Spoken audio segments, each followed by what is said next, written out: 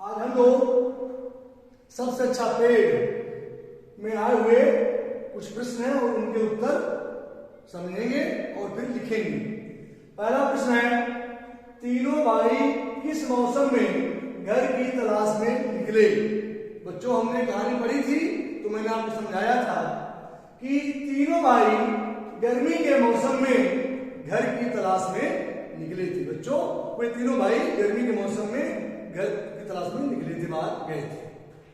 अगला प्रश्न है, तुम्हें कैसे पता चला, मैंने आपको ये बात कैसे पता चली कि वो गर्मी के महीने में निकले थे? तो आइए देखते बच्चों। उत्तर है, इस कहानी में आम की चर्चा की गई है और जो कि गर्मी के मौसम का फल है। आप सब जानते हो कब मिलता है आम? गर्मियों में। अतः हमने अंदाजा लगा लिया कि ये गर्मी का मौसम है, क्योंकि इस पाठ में आम के विषय में चर्चा की गई है। इससे हमने अंदाजा लगा लिया कि जब वे घर की तलाश में निकले थे उस समय गर्मी का मौसम था। अगला प्रश्न बच्चों, कौन सा महीना होगा? अंदाजा लगाइए, उसमें कौन सा महीना होता है जब आप मिलते हैं?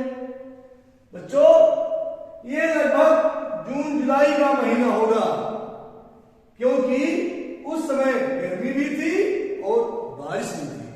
आप जानते हो कि जून और जुलाई में आम खूब मिलते हैं और उसमें पानी भी बरसता है और खूब गर्मी भी होती है। तो बच्चों, समझ में आएगा सभी को? बहुत अच्छी। अगला प्रश्न बच्चों, घर की तलाश पर निकलने से पहले वे कहां रहते होंगे? अब ये भी देखना है बच्चों। इसका उत्तर होगा, घर की तलाश में निकलने से पहले वे गुफाओं में या फिर खाना बदोशों की तरह कहीं भी रह जाते होंगे। बच्चों, जब वो घर की तलाश में निकले थे उससे पहले वे कहां रहते होंगे ये कोई निश्चित नहीं लिखा गया, लेकिन हमें ये अंदाजा लगा सकते थे कि या तो कहीं गुफाओं में रहते होंगे या तो फिर किसी खाना बदोश की तरह रहते होंगे। बच्चों, अगला प्रश्न है, सबसे पहले उन्होंने किसका पेड़ देखा? कहानी के आधार पर बताइए। बच्चों, सबसे पहले उन्होंने आम का पेड़ देखा। यही सही है? सभी लोग सहमत हो? बहुत अच्छे। आम का पेड़ किस भाई को पसंद आया? बताइए, हम चाहिए। इसका मतलब कहानी सभी ने अच्छे से सुनी है। बहुत अच्छे।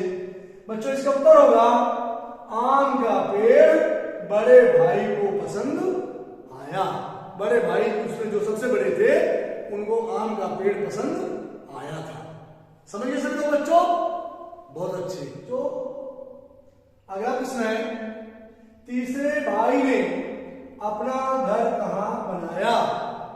तो बच्चों, पाठ के प्रदर्शन हमने पढ़ा था कि तीसरे भाई ने नारियल के पेड़ के नीचे अपना घर बनाया।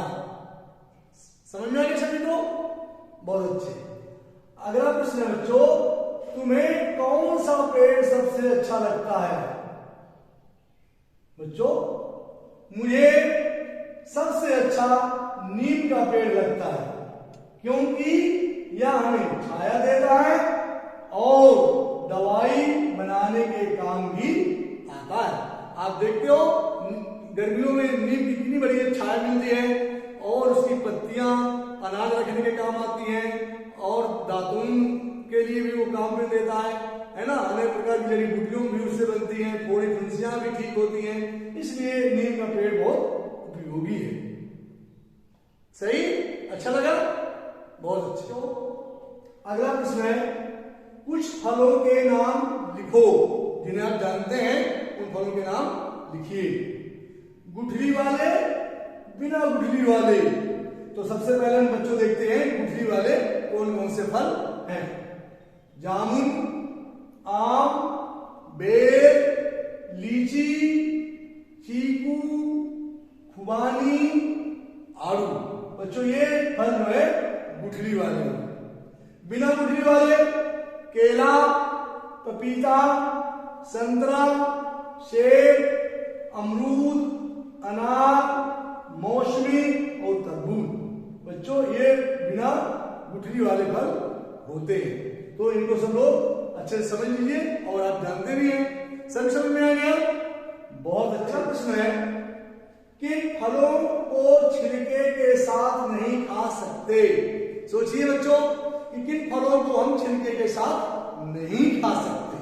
तो बच्चों इसका सही उत्तर होगा अनार, संतरा, केला, पपीता, नारियल, तरबूज, खरबूजा, आम इत्यादि फलों को छिलके के साथ हम नहीं खा सकते हैं। तो बच्चों आप देखते हैं आप फल खाते हो तो इन फलों को हम छिलके के साथ नहीं खा पाते हैं। अगला सवाल है कौन से फल हर मौसम में मिलते हैं? आप देखते हैं बच्चों, आप घर पर आते हैं, आप बताइए सोच करके। देखिए बच्चों इसका सही उत्तर होगा केला, मौसमी, पपीता, सेब आदि फल हमको हरदम पूरे वर्ष हर सीजन में मिलते रहते हैं। केला, मौसमी, पपीता, सेब हरदम मिलते हैं। तो बच्चों ये सभी मौसमों में मिलने वाले फल हैं। सभी समझ में आ गया? बहुत अच्छे। तो बच्चों आज की कक्षा में इतना ही। आप सभी को बहुत बहुत